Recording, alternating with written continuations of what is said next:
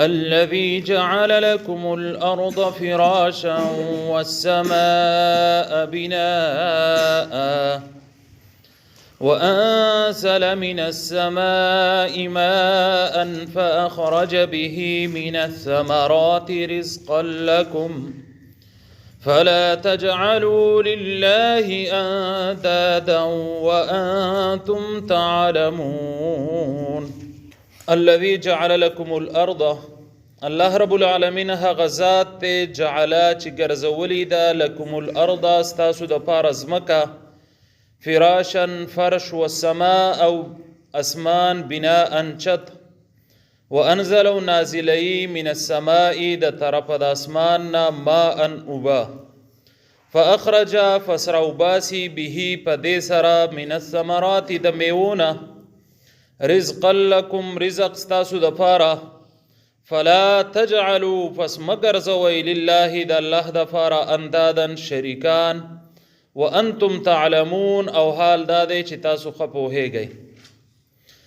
دا د الله رب العالمین د ربوبیت د پاره عقلی دلایل چې دینو هغه پیش کیږي او مخکې مون خبره کړې و چې الله عقلی دلایل چې پیش کوي او ډېر ښکلي مثالونه پیش کوي. عقلي دلایل الله د دې دپاره پیش کوي چې د خلکو ذهن کولاو شي د الله په ربوبیت باندې. د الله ربوبیت چې دی نو هغه دې ته وایي چې الله خالق منلی چې دا مونږ چې پیدا کړی یا دا ټوله دنیا او دا څه چې هم دي د الله رب العالمین پیدا کړي دي. الله رب العالمین مالک په منل چې دا اختیار ټول د الله رب العالمین دی. وسی ربانی اختیار دی او مخکې هم او وروسته هم. الله رب العالمین رازق منل چې الله رب العالمین رازق دی او دا رزق چې مونږ لرا کوي یا ټولې دنیا لی ورکوي یا هر مخلوق لی ورکوي. توحید ربوبیت دا د توحید اولنی قسم دی. نو الله خالق مالک رازق منل او د دې خبرې سره چې دی نو په ربوبیت باندې علم پخیږي او د چا چې دا خبره ذهن ته کوزه نشي نو د دې د وجې نه اکثر خلک چې دی نو هغه بیا دهریان چې دی نو هغه جوړیږي. نو الله رب العالمین دا ځکه ذکر کوي چې د الله د ربوبیت دلایل بیان شي، عقلی دلایل بیان شي چې د عقل موافق دوی پوه شي چې الله رب العالمین دا دومره څه کړي دي. نو الله رب العالمین شته دی او دا زمونږ رب دی. بل د الله رب العالمین د معرفت او د پیژنګلو دپاره چې الله رب العالمین وپیژندلی شي، د هغه قدرتونه او طاقتونه وپیژندلی شي. نو چې کله دا وپیژندلی شي نو انسان به پخپله د الله رب العالمین عبادت ته راوګرځي. او بل د الله رب العالمین دا نعمتونه دي ټول نو دا نعمتونه بیانوي. کله نعمت الله رب العالمین د شکر دپاره بیانوي او کله چې دی نو هغه د دلیل دپاره بیانوي.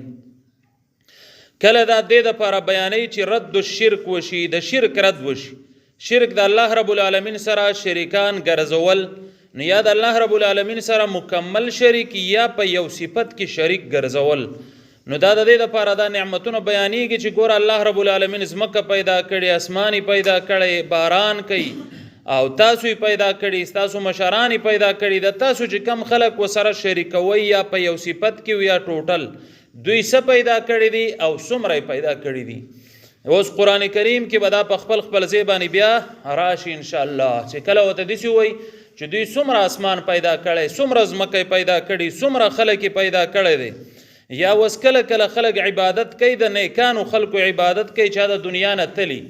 نو الله رب العالمین قرآن کې وایي اما لا یهدی الا ان یهدا فما لکم کیف تحکمون.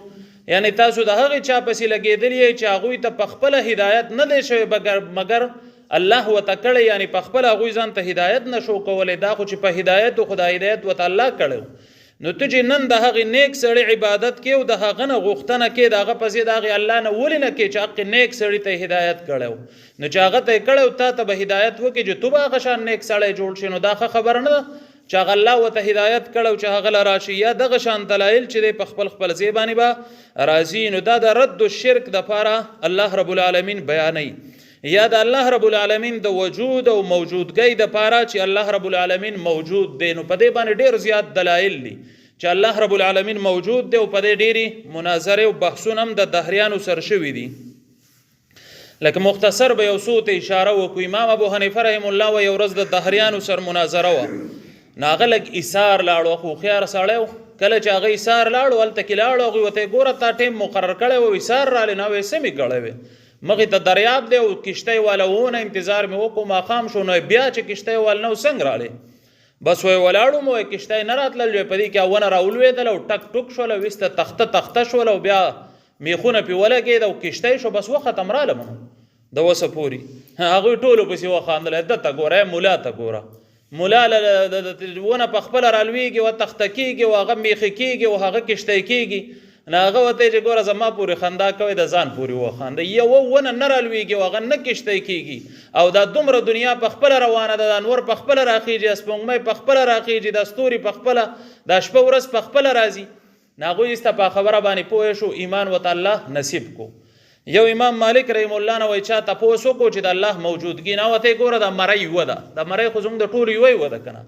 خو د هرې مرۍ اواز جدا دی خوږوالی لهجه ژبه دا هر څه چې دی دا جدا جدا دي نو دا دلالت نه کوي چې د یوې مرۍ نه دومره مختلف اوازونه څنګه راوځي چې هرې مرۍ دا خو ټولې د غوښې دي یو شان مرۍ دي که نو دا د الله په موجودګۍ دلالت کوي که نه امام شافعي رحم الله ته چا ووایي نو هغه وایي چې د توت ته وګورم او د توت پاڼې ته نو د توت تا پاڼه په دې دلالت کوي چې الله شته دی ولې چې وایي دا کله د ګبین مچۍ وخوري نو د هغې نه ګبین پیدا شي کله چې صحرایي اوسۍ وخوري نو د هغې نه مشک پیدا شي کله چې د ریخمو چونجې وخوري سته د هغې نه ریخم پیدا شي او کله چې غوا یا بیزه وخوري نو د هغې نه غوشان او یا پچې پیدا شي نو دا دلالت نه کوي په دې خبره باندې چې الله شته دی دغه شان د امام احمد ابن حنبل رحم الله نه هغه وایي چې ګوره زه یوه مضبوطه قلا ته ګورم چې د بهر نه سپینه ده دننه سره ده او مضبوطه ده بیا ماته شول له هغې نه یو زناور راووتو ښکلی اواز کوي نو هغه زناور څه شی دی دا اشاره کوي چرګې ته انډې ته دا انډه ماته شول او د دې نه څه راوځي بچې ترې راوځي نو هغه بچې په اولنۍ ورځ ګرځېدل کوي د چرګې بچې ته م خیال کړی اوس د انسان بچې څومره وخلي نو دا دلالت نه کوي چې د انسان چې بچې سنبالولی شي نو هغه له یې داسې ورکوي او چرګی چې نه شي سنبالولی د چرګې بچې په اولنۍ ورځ باندې ګرځي او خوراک کوي نو دا دلالت په دې خبره نه کوي یو بانډیسي وایي په بانډه کې بیزې سره ولی چا دې تپوس وکړو چې ستا سره څه دلیل دی په الله باندې نو هغه ورته چې په دې لاره باندې پچه پرته وي نو ما ته پته لګي چې د اوښ پچه ده نو اوښ تېر شوی دی چې د اوښ پچې وینم اوښ تېر شوی که د قدمونو نښه وینم نو په دې باندې پوهېږم چې څه شوي دي انسانان تېر شوي د قدمونو نښه نو په دې ځمکه کې دا دومره غټې غټې لارې او دا دومره غټ غرونه او دا د برجونو والا ښایسته اسمان چې دا چمک پکې دی او دا سمندر دا چپې وهونکې سمندر وایي دا دلالت په دې خبره باندې نه کوي چې یو لوی رب شته دی او دا کوي یعنی د اوښ پچه باندې ته په دې باندې یقین کوي چې پچه پرته ده نو اوښ تېر شوی د قدم نښه دې ولل نو یقین کوي چې انسان دلته کې تېر شوی دی او دا دومره غټ غرونه او د غټې دنیا ته او د غټې ځمکې ته او غټ سمندر ته نه ګورې چې دا غټې غټې چپې وایي نو د دې څوک شته دی داسې نه دي د اوښ په پچه باندې یقین کوي او په دې باندې یقین نه کوي نو رب چې دی هغه شته دی نو د دې دپاره ډېر زیات بحثونه دي او دا دلایل دي دهریان او د دوی سره بحث دوی کله وایي الله شته دی نو څنګه شته دی نو الله ځکه شته دی چې د انور د انور خاته نه راخېږي که چېرته الله نه وی نو کله به د دې طرف نه وي کله به د دې نه وي کله به د دې نه وي نو دا رب یو دی او دا اول نه یو دی ځکه مستقل انور خاته نه راخېږي او قبلې ته پرې وځي یا شپه چې دی نو هغه راځي تیاره کېږي ورځ رڼا کېږي چېرته داسې ونه شوه چې ورځ تیاره شو شپه رڼا شوه داسې شوي ده نو چې نه ده شوي نو یو رب شته د هغه نظام دی څوک یې بدلولی نشي زمونږ چې باچا بدل شي د یو څیز ریټ تیز کی بل راوغورځوي بل ګران کی بل څه کی هر څه کې بدلی قانون بدل شي خو د دنیا نظام چې د الله په لاس کې دی نه د یو رب په لاس کې ځکه په هغې کې بدلونو نه راځي په دې بدن کې دا روح چې دی نو دا په دې ثبوت دی چې الله شته دی چې دا روح نو انسان داسې طاقتور چې غټې غټې دعوې کوي او چې څنګه روح لاړ شي نو ځان کټ ته بیا نشي رسولی کټ ته بیا رسولی شي یو غره بې کړی ایسته په سیټ باندې لاړ شي نو دا دلالت نه کوي چې رب شته دی رب شته دی که نه دی دلایل دي او نورې هم ډېر زیات دلایل دي او د خپل عقل نه چې انسان د الله دپاره کوشش وکړي نو په خپل عقل کې هم ډېر دلایل مخې ته راځي چې کائناتو ته ګورې لکه کله کله داسې هم وایي چې یو کتاب مکنون دی یو کتاب مفتوح دی نو کتاب مکنون دا قرآن دی چې دا مونږ یې وایو کتاب مفتوح چې دی نو دا بهر کائنات دی چې مونږ ورته ګورو نو په دې بهر کائناتو کې به هم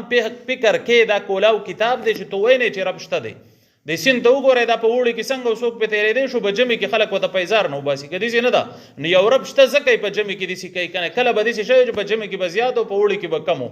ظاهر خو داسې ده که نه چې ژمي کې بارانونه وي یخني په کار ده چې سین هم زیات وي نو یو رب شته دی چې هغه دا کار کوي په اوړي کې چې د ځمکې نه اوبه راوځي نو یخي په ژمي کې چې راوځي نو ګرمي نو دا یو رب شته چې دا بدلون راولي کنه نو په دې کې تبدیلی د وسه پوري رانه نو دا اسی مثال مې خپل وي نو داسې ډېر مثالونه چې هغه په خپل عقل باندې هم انسان راایستلی شي نو دا مثالونه د لپاره بیانېږي الذي جعل لكم الارض فراشا الله رب العالمین نور عقلی دلایل چې د هغه په خبره بیانې چې خلق الله رب العالمین طرف ته راوګرځي نو دا یوې چې ګوراس تاسو د پاره لکم الارض استاسو د پاره ځمکه ګرځول ځمکه چې دا په لکاو کاله مخکې پیدا شوې ده په لکاو کاله د دې شوې دي چاته صحیح اندازه نشته دی خو بیا لکم الارض استاسو د پاره د ځمکه پیدا کړې ده نو استاسو مقصد څه دی چې استاسو د پاره ځمکه پیدا کړي مقصد دا دی چې ځمکه استاده لپاره پیدا کړي خو توی د خپل عبادت لپاره پیدا کړي توی د خپل عبادت لپاره پیدا کړي او دسی پیدا کړي چې عبادت زما د لپاره خاص کا زما سر بسوک شاملې پکې نه لکه مشرکین او پیغمبر ته منت کو کنه وي وهي سپ کې زمونږ د عموم نه کنه خیر دی وي زمونږ د پکې ما یاد وکنه په بدو خو ما یاد وکنه کې عبادت نه کوي سخو وسرو منه نو ګوره لکم الارض مقصد دا دی چې تاسو لپاره زمکه او د دومره نعمتونه می پیدا کړی دي نو عبادت به زما د لپاره سکوي خاص کوي فراشن فرش ته وي لکه مونږ چې طلایي یا بستر دسی نو مقصد دا دی چې د زمکه الله رب العالمین نه دومره سخت پیدا کړی چې د سړی د ګرځېدو نه او نه دومره نرمه پیدا کړي چې سړی زی وسته پکې خخېږي لکه په جبه کې چې ورشه څنګه چلې سړی خخېږي او یریږي نه الله زمکه دسی پیدا کړي دسی سخت نه ده پیدا کړي چې په استعمال کې نشه راوسته او دسی نرمه چې ده هغه هم نه ده پیدا کړي تعالی نقصان درکې او دومره بیا سخت کړي نه ده چې تا ته ضرورت توي کنه او هغه کنه لیکيږي نه لکه دسی مثالونه خپل ذهن کې والی نه الله زمکه ستاسو لپاره دسی خیسته د اوسېدو قابل پیدا کړي ټولي کانه نه دی پیدا کړی والسماء بناء او اسماني چت پیدا کړی دی اسمان څه دی چت دی الله رب العالمین دسی یو دنیا د الله رب العالمین په نس ده هم دومره چې بس دسی دلته زمونږ د پاره خیمه شو چې یو خیمه جوړه شول چت هم وشو زمکه چې دی هغه هم اواره شول نو کله چې دا کار وشو وس به انسان ته ضرورت د سره راځي انسان به کې پیدا کین د خوراک سکاک ضرورت به وته راځي نو الله مخکې نعمتونه ذکر کوي چې انزل من السماء ماء د اسمان نه اوبه نازل کړي د اسمان د طرف نه اوبه چې دین هغه نازل کړلې ماء اوبه دا اوبه مخکې ولې ذکر کړي روسته ثمرات ذکر کړي اوبه مقدمه کړي اوبه چې دین دا سبب د دغه ثمرات او د ټولو سيزونو د ژوندغه سبب چې د الله رب العالمین وبګرځول دي ک الله غختلې وینو به سبب هم پیدا کولې شو الله د دنیا به سبب نه کوي به سبب نه ګرځي نو ځکه الله رب العالمین هغه سبب مخکې ذکر کو او هغه نه روسته چې هغه کم څه پیدا کیږي هغه روسته نو فاخرج به د دې په ذریعہ باندې راوباسي د اوبو په ذریعہ من الثمرات د میوونه والثمرات میوه ته هم وای د زامنو ته هم وای رزق لكم ستاسو د پاره رزق ستاسو د پاره خوراک سکا کیا وای په رزق کې د کپڑے او د سيزونه هم شامل دي دا مال چې دا هم په رزق کې شامل لنو د ستاسو د پاره پیدا کړل نو چې کله الله رب العالمین دا کارونه وکړل نو دای ولی وکړل او چې دومره لوی رب چې دا ټول کارونه زمکه او اسمان او دا ارسه پیدا کړل نو مقصد یې څه دی نو مقصد بیانې فلا تجعلوا لله اندادا فلا تجعلوا پس مگر زوی د الله رب العالمین د پاره اندادن شریکان د الله رب العالمین مقصد د خبرې نه څه دی وای شریکان را لمگر زوی نو وس اندادن څه ته وای دا د ند نه دی مطلب دا دی چې مقابل نو وس دا دلته یو سوال واقع کیږي مختصر به وایو هغه دا دی چې وستا مشرکین چې دین دوی خو د خپل بوتان او د خپل معبودان د خدای الله سر نه یوځي کوي د الله سر شریکان کوي نه شریکا کوي سو کوئی دا نازبین دی او سو کوئی دا مال سوال وکي او سو کوئی دا خو زما سفارشي دی سو کوئی دا خو الله مقرر کړی دی والله ولا حیثیت ور کړی دی نو چې بیا ول الله دلته وی چې اندادن نو په دې کې وای چې کله د الله رب العالمین کم صفاتونه دی او دا غینه یو صفت تا چاته ورکو نو دې ته سوی دې ته ند وای ند دې ته وای چې د الله رب العالمین کم صفاتونه دي لکه وس ډاکټر لمون زو نو ډاکټر خو سبب دی کنه ډاکټر څه دی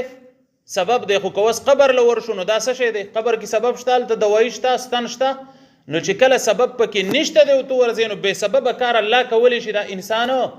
نشي کولای او سبب الله رب العالمین پیدا کړی دی دلته یو خبره بل وکړو رسول مبارک صلی الله علیه وسلم ته یو سړی راغی وی وی تماشا الله وشئت